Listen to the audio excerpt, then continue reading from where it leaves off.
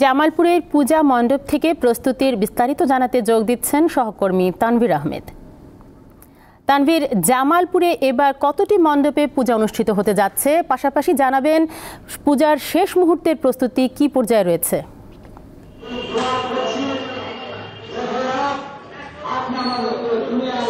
তানিয়া যেমনটি বলছিলেন যে আসন্ন দুর্গাপূজা উপলক্ষে জামালপুরে প্রায় 189টি দুর্গা পূজার মণ্ডপ স্থাপন করা হচ্ছে এবং ব্যাপক আইন শৃঙ্খলার মধ্য দিয়ে আসলে এটি উদযাপিত হবে। পাশাপাশি আজকে আমরা দেখেছি প্রত্যেকটি মন্দিরে ঘুরেছি এবং যেখানে পূজা মণ্ডপ হবে সেখানে দেখেছি যে প্রায় শেষ পর্যায়ে ইতিমধ্যেই তারা পূজা মণ্ডপের কাছেই তারা তাদের নতুন যে দেবী দুর্গার যে মূর্তি সেটি রেখেছে এবং শুধু বাকি রয়েছে দেবী দুর্গার যে ত্রিশূলটি রয়েছে সেটি। এবং আগামীকাল আজকে 5 যে মহালয়ের মধ্যে দিয়ে শুরু হওয়ার পরেও আসলে আগামীকাল মহাষষ্ঠীতে তারা প্রায় সন্ধ্যায় একটি নিত্য পূজার মধ্য দিয়ে তারা আনুষ্ঠানিকভাবে এই যাত্রা শুরু করবে। এবং যেটি জেনেছি আমরা আগামীকাল ষষ্ঠীর মধ্য দিয়েই যেহেতু শুরু হবে এবং 12 তারিখ তারা বলছে যে দর্পণ বিসর্জন এবং 13 তারিখ বিকালেই তারা আসলে প্রতিমা বিসর্জন দেওয়ার কথা রয়েছে। তো সবকিছু মিলে যেটা দেখেছি যে তারা এই প্রস্তুতিকে শেষ মুহূর্তে যে প্রস্তুতি রয়েছে তারা এই প্রস্তুতিকে ব্যাপক ব্যস্ততার মধ্যে রয়েছেন এবং তারা বিভিন্ন রকম আনুষঙ্গিক দেবী দুর্গার যে আনুষঙ্গিক যে প্রসাদ থেকে শুরু করে সব ধরনের তারা কাজকর্ম করছে এবং প্রায় শেষ দিকে তারা বলছে যে প্রায় শেষ দিকে আগামীকাল সারাদিন তারা এই কাজটি সম্পন্ন হবে। সন্ধ্যায় আসলে দেবী দুর্গাকে তারা তাদের মণ্ডপে অবস্থান করাবে। তানিয়া, জামালপুর থেকে দুর্গাপূজার প্রস্তুতির খবর জানাচ্ছিলেন তানভীর আহমেদ। স্বাগত দীপ্ত সংবাদে আপনাদের সাথে আছে আমি তানিয়া আফরিন। শুরুতেই জানাবো সংবাদ শিরোনাম। শেরপুর ও নেত্রকোনায় ধীর গতিতে কমছে পানি, ময়মনসিংহে নতুন করে 50টি গ্রাম প্লাবিত। মহাষষ্ঠীর মধ্য দিয়ে কাল শুরু হচ্ছে শারদীয় দুর্গা উৎসব, আগামী বৃহস্পতিবারও সরকারি ছুটি। এবং সুন্দরবনে 6 বছরে 11টি বাঘ বেড়ে এখন বাঘের সংখ্যা 125টি, সচিবালয় জরিপের ফল প্রকাশ।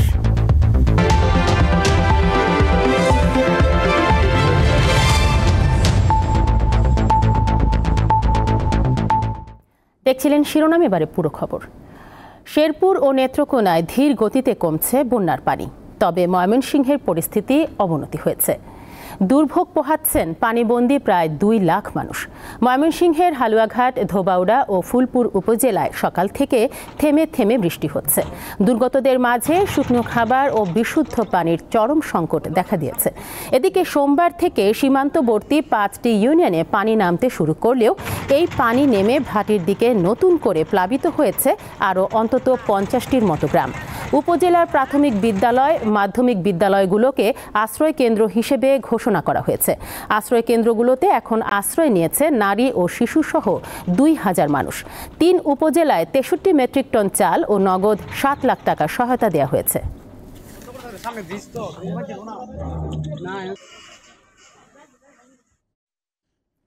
নেত্রকোনার বন্যার পরিস্থিতি জানাতে এই মুহূর্তে যুক্ত হচ্ছেন আমাদের সহকর্মী জিয়াউর রহমান। জিয়া, নেত্রকোনায় নদীর পানি কি এখনো বিপদসীমার ওপর দিয়ে বইছে? পাশাপাশি জানাবেন জেলায় ত্রাণ সহায়তা ঠিকমতো পৌঁছাচ্ছে কিনা।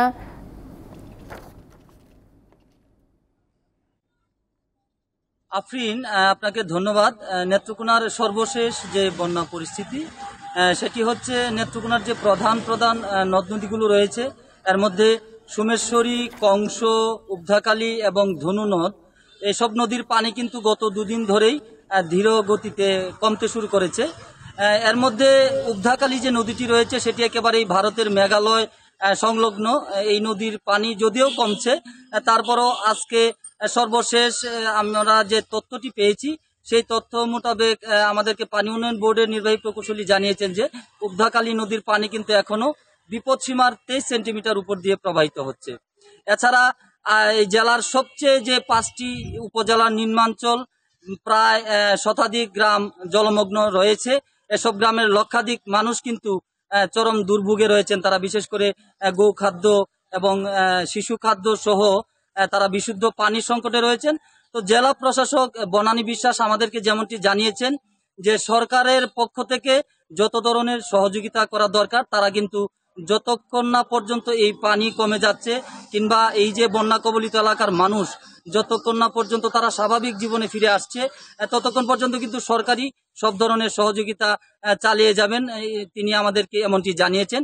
এছাড়া আরেকটি বিষয় বলি যে নেত্রকোনার বিশেষ করে এই যে রূপা আমন ধান, আমাদেরকে জেলা কৃষি সম্প্রসারণ অধিদপ্তরের যিনি উপপরিচালক জানিয়েছেন যে জেলার 5টি উপজেলার নিম্নাঞ্চলের 22,661 হেক্টর জমির আমন ধান কিন্তু একেবারেই পানিতে তলিয়ে গেছে। পাশাপাশি মৌসুমী যে শাকসবজি রয়েছে 177 হেক্টর জমির শাকসবজি কিন্তু পানিতে নিমজ্জিত রয়েছে। তবে তিনি জানিয়েছেন যে যদি 2-1 দিনের মধ্যে পানি নেমে যায় তাহলে খুব একটা কৃষকরা ক্ষতিগ্রস্ত হবেন না, আর যদি পানি আরো দীর্ঘস্থায়ী হয় তাহলে কিন্তু এই এলাকার কৃষকরা চরম ক্ষতির শিকার হবেন। পাশাপাশি আরেকটি বিষয় আপনাদেরকে আমি বলে রাখি যে সাধারণ মানুষ যারা বিশেষ করে বাড়ি ঘরে বসত ঘরে পানি উঠে পড়েছে, বিভিন্ন শিক্ষা প্রতিষ্ঠানে পানি উঠে পড়েছে, 186টি স্কুল কিন্তু বন্ধ রয়েছে এবং অনেকেই তাদের আত্মীয় স্বজনের বাড়িতে সরকারি আশ্রয় কেন্দ্রে এবং দেখা গেছে যে গরু গবাদি পশু নিয়ে তারা কিন্তু উঁচু জায়গায় এবং ব্রিজে আশ্রয় নিয়েছেন, তারা মানবেতর জীবনযাপন করছেন। এই ছিল আমার কাছে নেত্রকোনার বন্যার যে সর্বশেষ পরিস্থিতি। আফরিন। নেত্রকোনা থেকে বন্যার পরিস্থিতির খবর জানাচ্ছিলেন জিয়াউর রহমান। আগামীকাল ষষ্ঠী পূজার মধ্য দিয়ে শুরু হচ্ছে শারদীয় দুর্গাপূজার আনুষ্ঠানিকতা। সারা দেশে আজ মণ্ডপে মণ্ডপে চলছে শেষ মুহূর্তের প্রস্তুতি। দেবী বরণে ব্যস্ত সময় পার করছেন আয়োজক ও শিল্পীরা। শেষ মুহূর্তের নিপুণ হাতের ছোঁয়ায় সৌন্দর্য মণ্ডিত করছেন দেবী দুর্গাকে। কালকে থেকে মোটামুটি আমাদের সব কাজ আরম্ভ হইব। টহল পার্টি দিয়ে সবসময় আমাদের নিরাপত্তার আদরে রাখতে চাচ্ছে, সেটা খুব পজিটিভ দিক আছে। মানুষের হাতে হইলো পয়সা একটু কম এই হইলো সমস্যা। বৃষ্টিপাত হচ্ছে তো সে কারণে কাস্টমারের আনাগোনা কম। আমরা আশাবাদী আর কি, যার হয়তো 2-4 দিন বেচাকিনি হবে। এবার মানিকগঞ্জে 513টি পূজা মণ্ডপে দুর্গাপূজার আয়োজন করা হয়েছে। নিরাপত্তা নিশ্চিতে পুলিশের প্রায় 600 সদস্য কাজ করবেন। পূজা মণ্ডপকে নিরাপত্তা দেওয়ার জন্য আমরা 3টি ভাগে ভাগ করেছি আমাদের নিরাপত্তা ব্যবস্থাকে। কুমিল্লায় বন্যা দুর্গত এলাকায় কমে গেছে পূজা উদযাপনের সংখ্যা। এবছর 760টি মণ্ডপে দুর্গাপূজা অনুষ্ঠিত হচ্ছে। প্রস্তুতিটা ছিল, বন্যার কারণে তাদের বাড়ি ঘর বা অনেক কিছু নষ্ট হয়ে গেছে। শুধুমাত্র যে পূজার নিয়ম কাউন্টটা হচ্ছে আর কি। এটাই শহরে হলো সার্বজনীন পূজা হয় কিছু, আর গ্রামে যা পূজা হয় এটি ব্যক্তিগত পূজা। তো এই বন্যার কারণে ক্ষয়ক্ষতির কারণে কিন্তু পূজাগুলি কমে গেছে। যশোরে 8টি উপজেলায় 656টি মণ্ডপে অনুষ্ঠিত হচ্ছে শারদীয় দুর্গা উৎসব। সব প্রস্তুতি শেষ করেছেন সনাতন ধর্মাবলম্বীরা। কেনাকাটা প্রায় শেষ হয়ে আসছে, এখন আমরা সবাই মিলে এক জায়গায় হব, তো সব মিলাই ঠাকুর অনেক সুন্দর হয়েছে। আসন্ন দুর্গাপূজায় কোনো ধরনের শঙ্কা নেই বলে জানিয়েছেন স্বরাষ্ট্র উপদেষ্টা জাহাঙ্গীর আলম চৌধুরী। মঙ্গলবার গাজীপুরের কৃষি গবেষণা ইনস্টিটিউটে পরিদর্শন ও মতবিনিময়ের আগে সাংবাদিকদের প্রশ্নের জবাবে তিনি একথা জানান। এবার দুর্গাপূজার কোনো ধরনের কোনো শঙ্কা নেই, এবার সব ধরনের বাইরে ডিপ্লয় করা হয়েছে। এবার পূজা খুব ভালোভাবে হবে, আমি আশা করব যে এবার কোনো ধরনের কোনো রকমের কোনো সমস্যা হবে না। ঠাকুরগাঁও সদর উপজেলার আউলিয়াপুরে ইসকনপন্থী দুই পক্ষের সংঘর্ষের আশঙ্কায় 144 ধারা জারি করেছে প্রশাসন। মন্দির এলাকায় 8 অক্টোবর সকাল 6টা থেকে 13 অক্টোবর রাত 12টা পর্যন্ত 144 ধারা বলবৎ থাকবে। পূজা উপলক্ষে ব্রাহ্মণবাড়িয়ার আখাউড়া স্থলবন্দরে 6 দিনের জন্য আমদানি রপ্তানি বন্ধ ঘোষণা করা হয়েছে। আখাউড়া আমদানি রপ্তানিকারক অ্যাসোসিয়েশন জানিয়েছে 10 অক্টোবর থেকে 13 অক্টোবর পর্যন্ত এবং লক্ষ্মী পূজা উপলক্ষে 16 অক্টোবর থেকে 17 অক্টোবর পর্যন্ত আমদানি রপ্তানি বন্ধ থাকবে। সাদিয়া চৌধুরী, দীপ্ত, বার্তা কক্ষ। দুর্গাপূজা উপলক্ষে আগামী বৃহস্পতিবার ছুটির সিদ্ধান্ত নিয়েছে সরকার। এর ফলে এবার দুর্গাপূজা ও সাপ্তাহিক ছুটি মিলিয়ে টানা 4 দিনের ছুটি হতে যাচ্ছে। মঙ্গলবার ঢাকেশ্বরী মন্দির পরিদর্শনকালে ছুটি বাড়ানোর কথা জানান প্রধান উপদেষ্টার বিশেষ সহকারী মাহফুজ আলম। পরে ডিএমপি কমিশনার জানান পূজা ঘিরে কোনো নিরাপত্তা ঝুঁকি নেই। শারদীয় দুর্গোৎসব উদযাপন ও আয়োজনের সার্বিক পরিস্থিতি দেখতে মঙ্গলবার সকালে রাজধানীর ঢাকেশ্বরী মন্দির পরিদর্শন করেন প্রধান উপদেষ্টার বিশেষ সহকারী মাহফুজ আলম। এ সময় সাংবাদিকদের তিনি জানান, সব সম্প্রদায় যেন নিজ নিজ অনুষ্ঠান নির্বিঘ্নে করতে পারে সে ব্যবস্থা করা হচ্ছে। সংখ্যালঘু সম্প্রদায়ের পক্ষ থেকে নিরাপত্তাহীনতা নিয়ে যেসব অভিযোগ করা হয়েছে সেগুলোর বিষয়ে ব্যবস্থা নেওয়া হবে। সেই সাথে যেসব মন্দির এবং হিন্দুদের ওপর হামলা করা হয়েছে তাদের আর্থিক সহায়তা দেওয়া হবে। এই বৃহস্পতিবারই আমরা বললাম, বৃহস্পতিবারেই একটি ছুটি হবে, যেটা সরকার আদেশ জারি করবেন এবং এইবার হয়তো 4 দিন একটানা সময় পাওয়া যাবে। আশা করি এবারের পূজা নির্বিঘ্ন এবং আনন্দময় হবে। পরে ঢাকেশ্বরী মন্দির পরিদর্শন করেন ডিএমপি কমিশনার। পরিদর্শন শেষে তিনি জানান, দুর্গাপূজা ঘিরে নাশকতার কোনো শঙ্কা নেই। এক প্রশ্নের জবাবে তিনি বলেন, পুলিশের মনোবল ফিরতে শুরু করেছে। জুলাই আগস্টে পুলিশ সদস্য নিহতের ঘটনা তদন্তে আইনি প্রক্রিয়া শুরু হয়েছে। প্রতিটি পূজা মণ্ডপে প্রয়োজনীয় সংখ্যক আনসার বাহিনীর সদস্যগণ মোতায়েন থাকবেন ও দায়িত্ব পালন করবেন।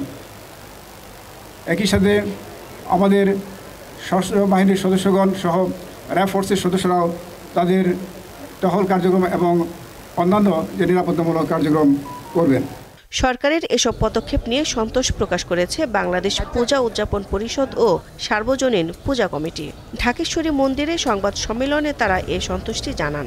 পরিবর্তিত পরিস্থিতির সংখ্যার মধ্যেও সরকার, রাজনৈতিক দল, সেনাবাহিনী, আইনশৃঙ্খলা রক্ষাকারী বাহিনী ও ছাত্র নেতৃবৃন্দের প্রত্যয়ী মনোভাব ও পদক্ষেপ আমাদের পূজার আয়োজনে সাহস যোগাচ্ছে। তারা আশা প্রকাশ করেন, ধর্মীয় ও জাতিগত সংখ্যালঘুদের স্বার্থ ও অস্তিত্ব রক্ষায় 8 দফা দাবি সরকার বাস্তবায়ন করবে। দিলশা দানি, দীপ্ত সংবাদ, ঢাকা। জামালপুরের পূজা মণ্ডপ থেকে প্রস্তুতির বিস্তারিত জানাতে যোগ দিচ্ছেন সহকর্মী তানভীর আহমেদ।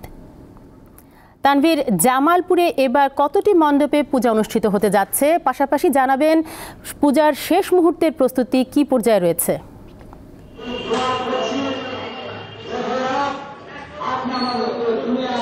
তানিয়া, যেমনটি বলছিলেন যে আসন্ন দুর্গাপূজা উপলক্ষে জামালপুরে প্রায় 189টি দুর্গা পূজার মণ্ডপ স্থাপন করা হচ্ছে এবং ব্যাপক আইন শৃঙ্খলার মধ্য দিয়ে আসলে এটি উদযাপিত হবে। পাশাপাশি আজকে আমরা দেখেছি প্রত্যেকটি মন্দিরে ঘুরেছি এবং যেখানে পূজা মণ্ডপ হবে সেখানে দেখেছি যে প্রায় শেষ পর্যায়ে ইতিমধ্যেই তারা পূজা মণ্ডপের কাছেই তারা তাদের নতুন যে দেবী দুর্গার যে মূর্তি সেটি রেখেছে এবং শুধু বাকি রয়েছে দেবী দুর্গার যে ত্রিশূলটি রয়েছে সেটি।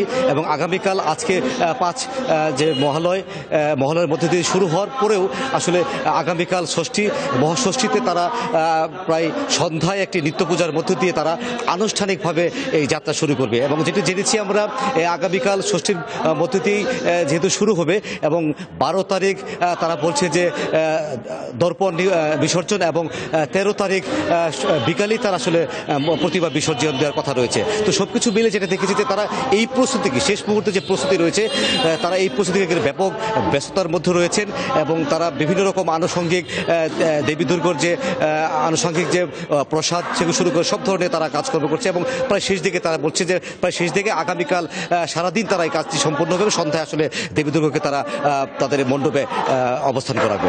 তানিয়া, জামালপুর থেকে দুর্গাপূজার প্রস্তুতির খবর জানাচ্ছিলেন তানভীর আহমেদ। জাতীয় পার্টির চেয়ারম্যান ডিএম কাদের ও সভাপতি মণ্ডলীর সদস্য শরীফা কাদেরের বিরুদ্ধে মামলার প্রতিবাদে বিক্ষোভ সমাবেশ ও মিছিল করেছে দলটির নেতাকর্মীরা। মঙ্গলবার রাজধানীর কাকরাইলে জাতীয় পার্টির কেন্দ্রীয় কার্যালয়ের সামনে এই বিক্ষোভ সমাবেশ অনুষ্ঠিত হয়। এ সময় দলটির নেতাকর্মীরা অভিযোগ করেন, জাতীয় পার্টির চেয়ারম্যান ও সভাপতি মণ্ডলীর সদস্যের বিরুদ্ধে করা মামলা মিথ্যা ও হয়রানিমূলক। অবিলম্বে এই মামলা প্রত্যাহারের আহ্বান জানান তারা। পরে সেখান থেকে একটি বিক্ষোভ মিছিল বের করা হয়। মিছিলটি জাতীয় প্রেস ক্লাবের সামনে গিয়ে শেষ হয়।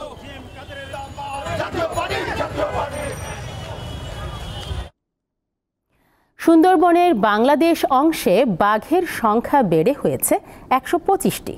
2018 সালে এর সংখ্যা ছিল 114টি। 2023-24 সালে বাঘ জরিপে এ তথ্য উঠে এসেছে।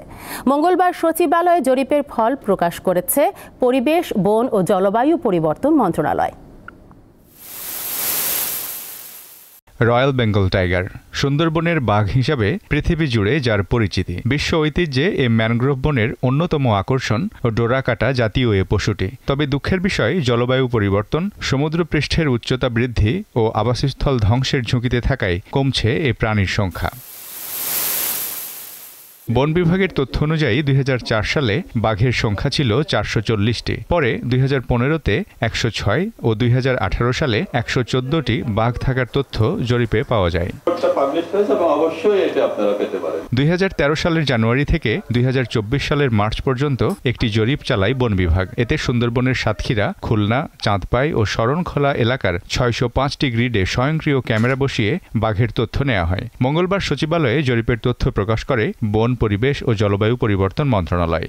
সার্বিক বিচার বিশ্লেষণে 2023-24 সালে সুন্দরবনে পরিচালিত বাঘ জরিপে বাঘের সংখ্যা 125টি পাওয়া যায় এবং প্রতি 100 বর্গ কিলোমিটার বনে বাঘের ঘনত্ব পাওয়া যায় 2.64। 2018 সালের তুলনায় 2024 সালে সুন্দরবনে বাঘের সংখ্যা 9.65% বৃদ্ধি পেয়েছে এবং 2015 সালের তুলনায় বাঘের সংখ্যা 17.92% বৃদ্ধি পেয়েছে। ব্রিফিংয়ে বাঘের সংখ্যা বৃদ্ধির কারণও জানানো হয়। 53.52% এলাকাকে সুন্দরবনের রক্ষিত এলাকা ঘোষণা করেছে। সেখানে সকল ধরনের বনজ সম্পদ আহরণ নিষিদ্ধ করা হয়েছে। বাঘ মানুষের দ্বন্দ্ব এড়াতে চতুর্পাশে 60 কিলোমিটার দীর্ঘ নাইলনের ফেন্সিং তৈরি করা হচ্ছে। এক প্রশ্নের জবাবে উপদেষ্টা জানান, সুন্দরবনে রামপাল বিদ্যুৎ কেন্দ্রের হুমকি এখনো রয়েছে। এতে বায়ু দূষণের মাত্রা খতিয়ে দেখতে নিরপেক্ষ তদন্ত কমিটি করা হবে। বনের ভেতরে রিসোর্ট ব্যবসা অর্থাৎ পর্যটনকে একটা নিয়মের মধ্যেও আনা হবে। আমরা সুন্দরবনে পর্যটনটাকে কি করে একটা নিয়মের মধ্যে আনা যায় করে ফেলব। মিজানুর রহমান, দীপ্ত সংবাদ, ঢাকা। এবারে কেওয়াই স্টিল চট্টগ্রাম সংবাদ।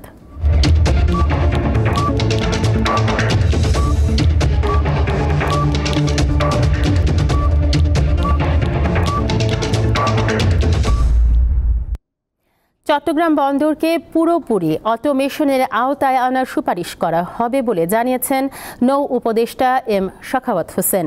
চট্টগ্রামে 3 দিনের সফর শেষে দিনে আজ সকালে বে টার্মিনাল সহ বন্দরের অন্যান্য টার্মিনাল পরিদর্শন করেন নৌ উপদেষ্টা। এ সময় তিনি বন্দরের বিভিন্ন চলমান প্রকল্প ঘুরে দেখেন। পরিদর্শন শেষে সাংবাদিকদের তিনি বলেন, সকলের সহযোগিতা নিয়ে বন্দরকে গতিশীল করা হবে।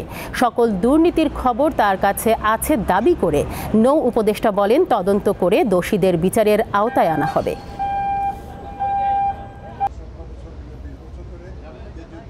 এই পোর্টের আপনারা অব্যবস্থার কারণ বলেন, এই পোর্ট একা কিন্তু এর জন্য দায়ী নয়।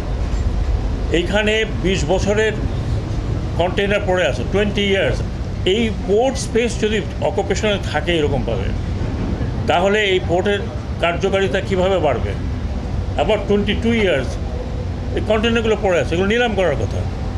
তারপরে গাড়ি পড়ে আছে 12 বছর 13 বছর, এগুলো নিলাম করার কথা। কারণ আপনি যদি পোর্টে জায়গা খালি না করেন, তাহলে এত যে কন্টেনারগুলো আসতেছে এগুলো আমরা রাখবো কোথায়?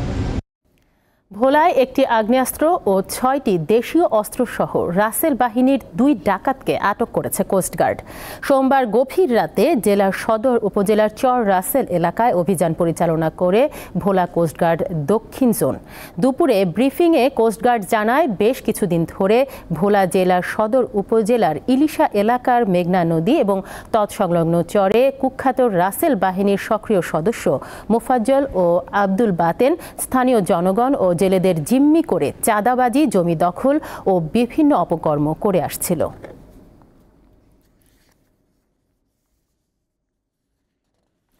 আশুলিয়ায় কাজী ফার্মসের পাইকারি বিক্রয় কেন্দ্রে আকস্মিক অভিযান চালিয়েছে জাতীয় ভোক্তা অধিকার সংরক্ষণ অধিদপ্তর, প্রাণী সম্পদ অধিদপ্তর ও আশুলিয়া থানা পুলিশের একটি যৌথ দল। সোমবার বিকেল 3:30টায় এ অভিযান চালানো হয়। অভিযান পরিচালনাকারীরা বিক্রয় কেন্দ্রের সার্বিক কার্যক্রম ও বিক্রয়ের রেকর্ড পরীক্ষা করেন এবং কাজী ফার্মসের বিক্রয় প্রতিনিধিদের সাথে কথা বলেন। তারা দেখেছেন কাজী ফার্মস সরকার ঘোষিত সর্বোচ্চ দামের মধ্যেই ডিম বিক্রি করছে। অভিযান পরিচালনাকারীরা কোনো অনিয়ম বা অনৈতিক কার্যক্রমের প্রমাণ পায়নি। আশুলিয়া পাইকারি বিক্রয় কেন্দ্রে প্রতিদিন 4 লাখ ডিম আসে, যা একই দিনে বিক্রি হয়ে যায়। সাম্প্রতিক সময়ে বিভিন্ন মহল কাজী ফার্মসের বিরুদ্ধে ডিম সিন্ডিকেট গড়ার অভিযোগ তোলে। শুরু থেকে কাজী ফার্মস এবং অন্যান্য ডিম উৎপাদনকারী প্রতিষ্ঠান দৃঢ়ভাবে এই অভিযোগ অস্বীকার করে আসছে। পরে কোনো প্রকার জরিমানা নির্ধারণ ছাড়াই অভিযান শেষ করে ভোক্তা অধিকার ও প্রাণী সম্পদ অধিদপ্তর এবং আশুলিয়া থানা পুলিশের যৌথ দল। কাজী ফার্মের যিনি এখানে দায়িত্ব, ওরা তো রিজিওনাল ম্যানেজার সাহেব রয়েছেন, ওনার কাছ থেকে আমরা তথ্য চেয়েছি যে 1 তারিখ থেকে 7 তারিখ পর্যন্ত কার কাছে কী পরিমাণ ডিম এবং কী রেটে বিক্রি করা হয়েছে যাবতীয় তথ্য উনি আমাদেরকে সরবরাহ করেছেন। যদিও তার তথ্যে লেখা ছিল 11 টাকা 1 পয়সা পাইকারি রেটে বিক্রি করেছেন। আমরা এইগুলো এখন ভেরিফাই করে দেখব। 8 বছর শেষে 9 পদার্পণ করল দীপ্ত টিভির ডে কেয়ার সেন্টার। মঙ্গলবার সকালে ডে কেয়ার সেন্টারে কেক কেটে দিনটি উদযাপন করা হয়। এ সময় দীপ্ত টিভির সকল বিভাগের ঊর্ধ্বতন কর্মকর্তারা উপস্থিত ছিলেন। শিশু সন্তানদের নিরাপদ ও সুন্দর পরিবেশে রেখে নিশ্চিন্তে কাজ করতে পারায় আনন্দিত দীপ্ত টিভির কর্মীরা। খেলাধুলা, ঘুম, খাওয়া দাওয়া ও লেখাপড়া সহ শিশুদের সার্বিক যত্ন নেন ডে কেয়ার সেন্টারের প্রশিক্ষণপ্রাপ্ত কর্মীরা। আগামী প্রজন্ম সুন্দর ও সুস্থ পরিবেশে বেড়ে উঠবে, এমনটি প্রত্যাশা করেন তারা।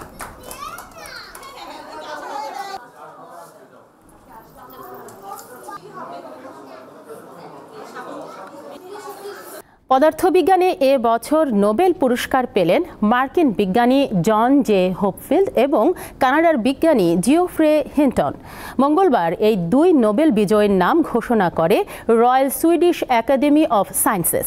কৃত্রিম নিউরাল নেটওয়ার্কের মাধ্যমে মেশিন লার্নিং সম্ভব করে তোলার ক্ষেত্রে গুরুত্বপূর্ণ আবিষ্কার ও উদ্ভাবনের জন্য তাদেরকে এই পুরস্কার দেয়া হয়।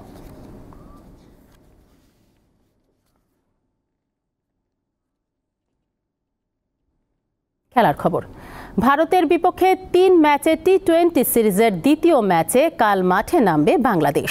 দিল্লিতে ম্যাচ শুরু হবে সন্ধ্যা 7:30টায়। প্রথম ম্যাচে ব্যাটিং ব্যর্থতায় করুণভাবে হেরেছে টাইগাররা। সিরিজে টিকে থাকতে দ্বিতীয় ম্যাচে জয়ের কোনো বিকল্প নেই শান্ত বাহিনীর। 2019 সালে দিল্লির মাটিতেই ভারতের বিপক্ষে ইতিহাস রচনা করেছিল বাংলাদেশ।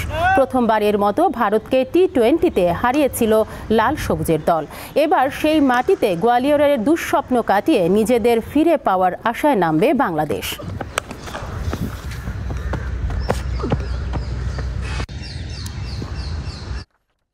শেষ করব দীপ্ত সংবাদ, তবে যাবার আগে সংবাদ শিরোনামগুলো জানাবো আরও একবার। শেরপুর ও নেত্রকোনায় ধীর গতিতে কমছে বন্যার পানি। ময়মনসিংহে নতুন করে 50টি গ্রাম প্লাবিত। মহাষষ্ঠীর মধ্য দিয়ে কাল শুরু হচ্ছে শারদীয় দুর্গোৎসব। আগামী বৃহস্পতিবারও সরকারি ছুটি। এবং সুন্দরবনে 6 বছরে 11টি বাঘ বেড়ে এখন বাঘের সংখ্যা 125টি। সচিবালয়ে জরিপের ফল প্রকাশ। এ ছিল এখনকার মতো। আমাদের পরবর্তী সংবাদ সন্ধ্যা 6:50। দর্শক, আরও তথ্য ও বিনোদনের খবর পেতে যুক্ত থাকুন দীপ্ত ডিজিটাল প্ল্যাটফর্মগুলোতে। ধন্যবাদ সবাইকে।